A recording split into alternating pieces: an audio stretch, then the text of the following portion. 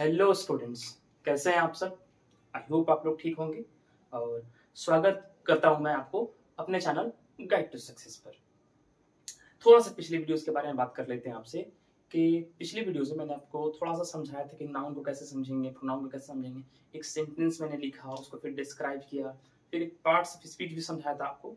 लेकिन अगर कुछ स्टूडेंट्स अगर समझना चाहें तो मैंने कहा कि जीरो लेवल से पढ़ाऊंगा, क्योंकि बेसिक क्लास था तो जीरो लेवल से चालू होता है। लेकिन अगर आप लोग ध्यान दिए उस क्लास में, मैंने बताया था कि मैंने जीरो से नहीं, मैं माइनस लेवल से चालू करूंगा।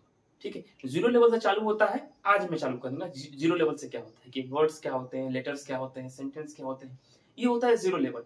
लेकिन मैंने एक क्लास पीछे से आप लोगों को समझाया था, उसमें भी तो पहले क्लास में कुछ लोग हिस्ट्री ऑफ इंग्लिश भी पढ़ा देते हैं, कुछ भी करते हैं। खैर, ज्यादा देर ना करते हुए आते हैं अपने क्लास पर। ठीक है, आज हम आप लोगों को जीरो लेवल से पढ़ाएंगे। उस दिन मैंने आप लोगों को पढ़ाया था माइनस लेवल से, अगर आप कहना तो। ठीक है, आज मैं आप लोगों को पढ़ाऊंगा जीरो लेवल से।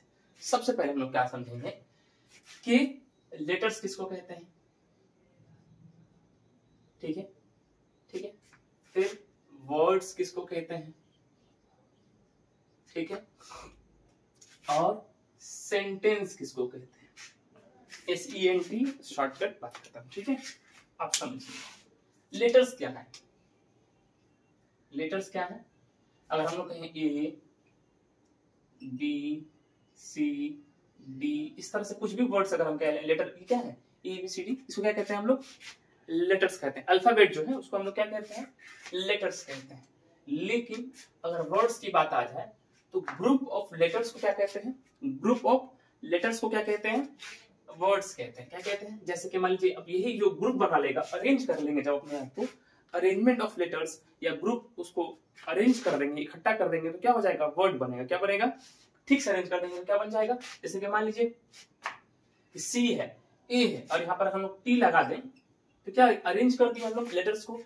अरेंजमेंट ऑफ लेटर्स को क्या कहेंगे हम लोग, वर्ड्स कहेंगे। जैसे DOG डॉग, ठीक है, कैट कह लेंगे, ठीक है, बैट कह लेंगे, बॉल कह लेंगे। इस तरह से ये क्या हो जाएंगे, वर्ड्स बन जाएंगे। ठीक है, अब आते हैं सेंटेंस पे।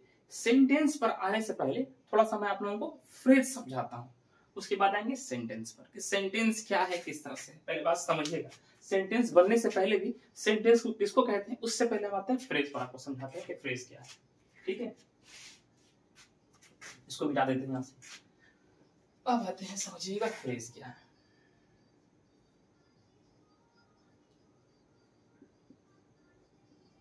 ठीक है, फ्रेज क्या है, इसकी अगर शॉर्ट डेफिनेशन अगर हम लोग लिखेंगे तो इसको कहते हैं a group of words without completing, ये कंप्लीटिंग इनकम्प्लीट है ना, कंप्लीटिंग मीनिंग। आ रही बात समझ में।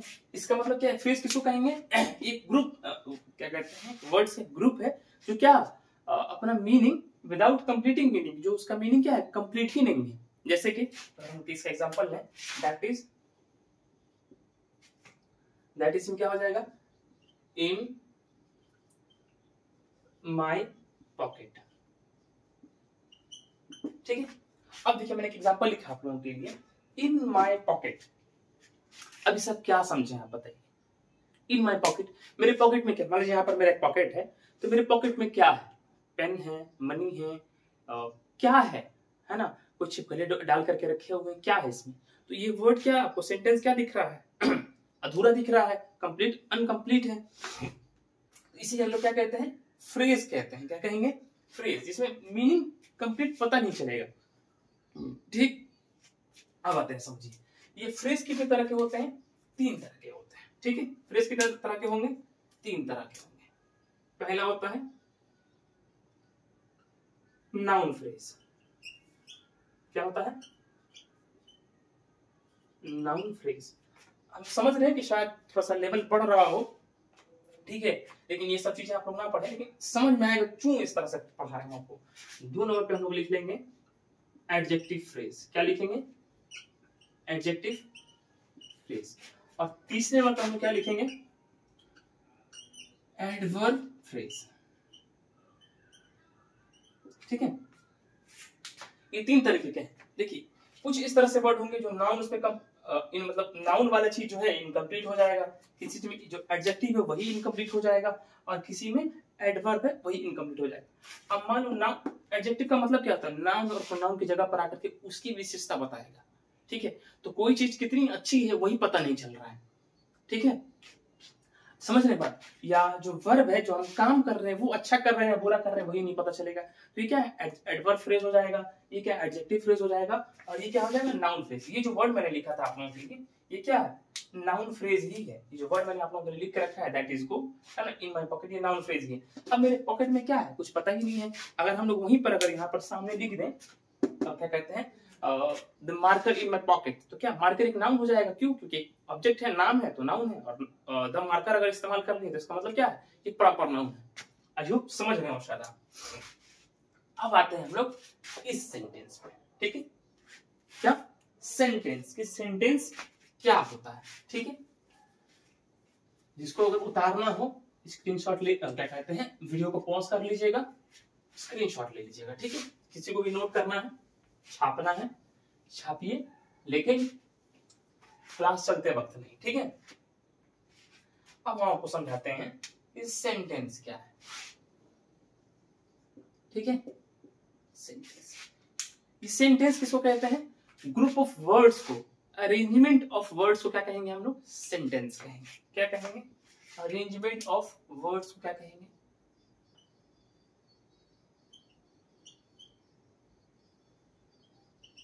अरेंजमेंट ऑफ वर्ड्स को क्या कहेंगे। देखिए लेटर से बना वर्ड्स, ठीक है, लेटर से, अल्फाबेट से, उससे वर्ड्स बना, और वर्ड्स से क्या, अरेंजमेंट ऑफ वर्ड्स से क्या बन जाएगा, क्या कहते हैं, सेंटेंस बन जाएगा। जैसे आप एग्जांपल देते हैं, that is Ram is going to school. ठीक है, आगे बात समझ में। अब ये देखिए कंप्लीट सेंटेंस, ये फ्रेज नहीं हुआ, क्या है इसको अगर हम सही से अरेंज किए तो क्या बन गया, कंप्लीट है ये। देखिए इसमें कोई कमी नहीं है, लेकिन अब ये किस तरह से हम समझेंगे कि इसमें क्या कमी नहीं है, कि है या नहीं है, अब आपको हम समझाते हैं। ठीक है, ये कमी है भी कि नहीं है। किसी भी सेंटेंस को लिखने के लिए, अरेंज करने के लिए हमें 3 चीजों की जरूरत पड़ती है। क्या 3 चीजों की, सबसे पहले क्या जरूरत पड़ेगा, सब्जेक्ट का। किस चीज का, सब्जेक्ट का। फिर हमें किस चीज की जरूरत पड़ेगी, वर्ब की, और उसके बाद हमें किस चीज की जरूरत पड़ेगी, ऑब्जेक्ट की। आ रही बात समझ में। अब आप कहिएगा सर सब्जेक्ट क्या है, वर्ब क्या है, और ऑब्जेक्ट क्या है, समझ लेते हैं। सब्जेक्ट का मतलब होता है काम करने वाला, कर्ता। हिंदी में अगर डेफिनेशन देखें इसको तो कहते हैं कर्ता। क्या कहेंगे, कर्ता। आप लोग अगर मुन्ना भाई एमबीबीएस मूवी देखे हो, मुन्ना भाई एमबीबीएस जो पहले आई हुई थी, ऐसा 10-12 साल पहले आई हुई है, उसमें एक पेशेंट रहता है आनंद। तो जितने भी डॉक्टर्स रहते हैं उसको कहते हैं सब्जेक्ट जो है, सब्जेक्ट बोल नहीं रहा है, सब्जेक्ट जो है कुछ रिएक्शन नहीं दे रहा, सब्जेक्ट जो है खाना नहीं खा रहा है। तो उसमें जो उस फिल्म का एक्टर जो मेन लीड एक्टर रहता है संजय दत्त, वो कहता है कि सब्जेक्ट क्यों कह रहे हो, है ना, नाम नहीं है क्या इसका। ठीक है, नाम नहीं है क्या इसका। तो उसमें अब क्या सीन हुआ कि वो गुस्सा हो गया। अब गुस्सा होने की वजह क्या थी कि जो लीड एक्टर में था वो तो एक गुंडा था, डॉक्टर बन के बैठा हुआ था हॉस्पिटल में। तो उसको क्या समझ में आएगा कि अगर किसी का हम लोग नाम लिए बगैर उसको अगर हम लोग डिनोट करना चाहते हैं तो क्या कहेंगे हम लोग, सब्जेक्ट कहेंगे, जिससे काम लिया जा रहा हो। ठीक है, अरे बस समझ, मतलब जो डूअर है।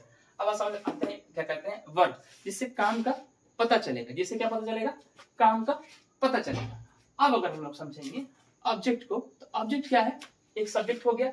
अब ये जो काम कर रहा है उसे हम लोग क्या कहेंगे, ऑब्जेक्ट। मतलब बात समझिएगा, जिस हम आपको एग्जांपल देकर समझाना है।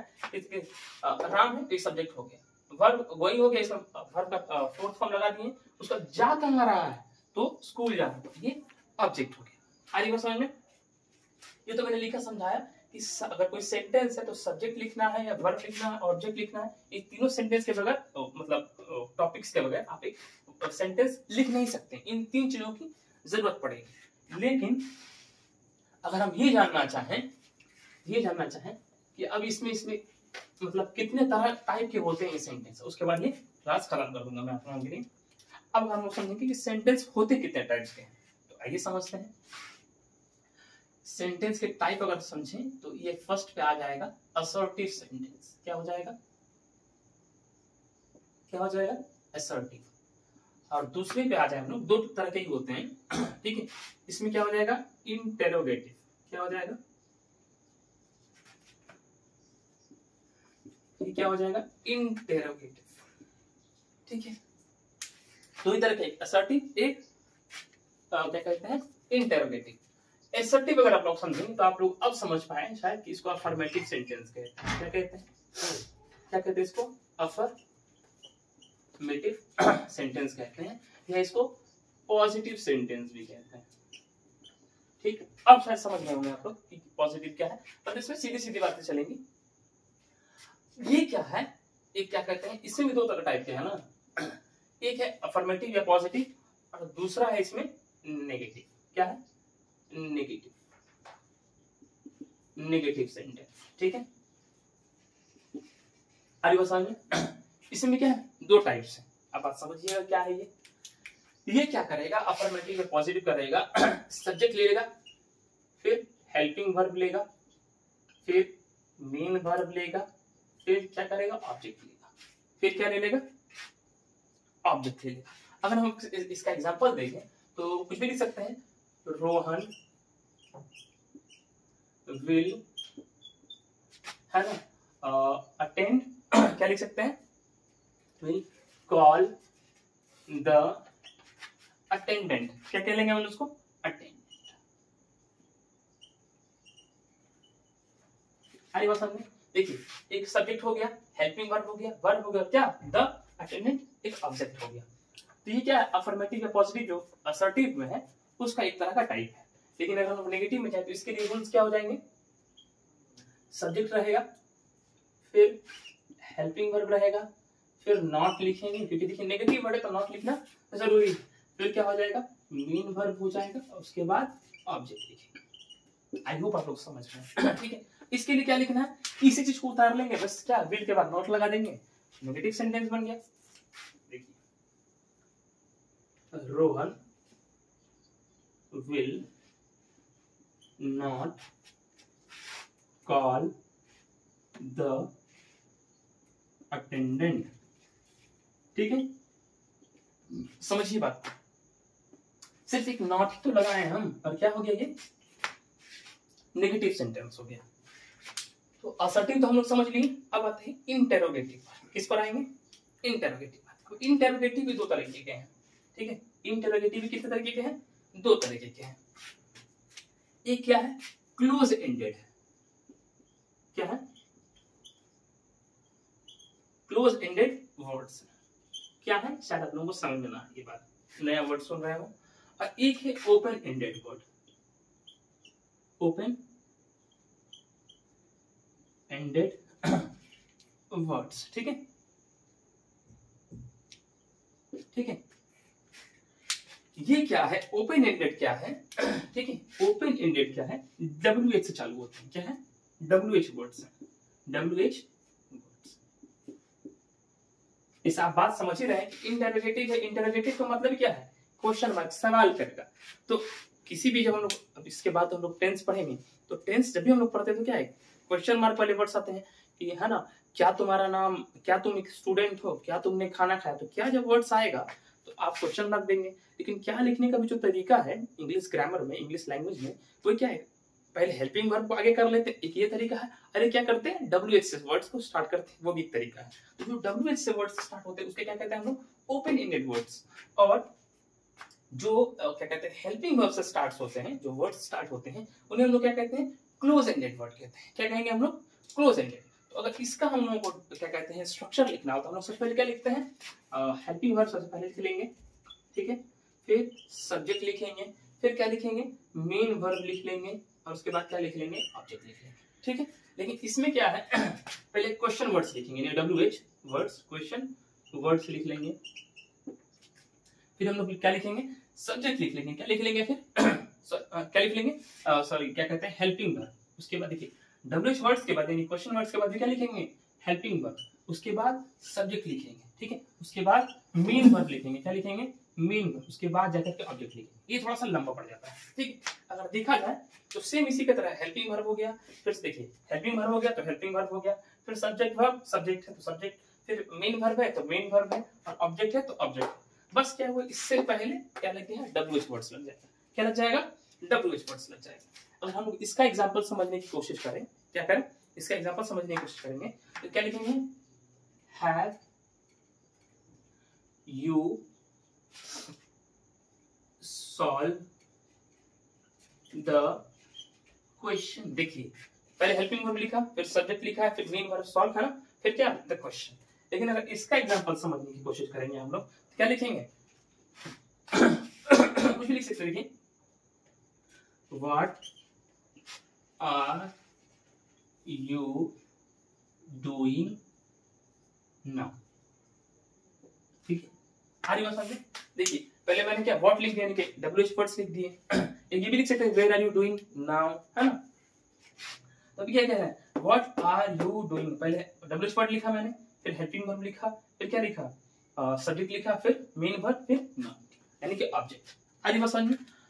शायद आप लोगों को अब समझ में आ रहा है कि क्या क्या जरूरतें होती हैं, क्या कहते हैं, एक सेंटेंस को लिखने के लिए, कि उसमें भी किस तरह का सेंटेंस है तो किस तरह के हम लोग स्ट्रक्चर्स को फॉलो करेंगे, ठीक है। तो मुझे लगता है ये थोड़ा सा अगर आपका बेस मजबूत हो जाए कि किसको हम लोग सब्जेक्ट कहेंगे, किसको वर्ब कहेंगे, और तो थोड़ा सा सही रहेगा। ये थोड़ा सा आज का बेसिक क्लास था। आई होप आप लोग इस क्लास से खुश होंगे। आज के लिए इतना ही। जय हिंद, जय भारत।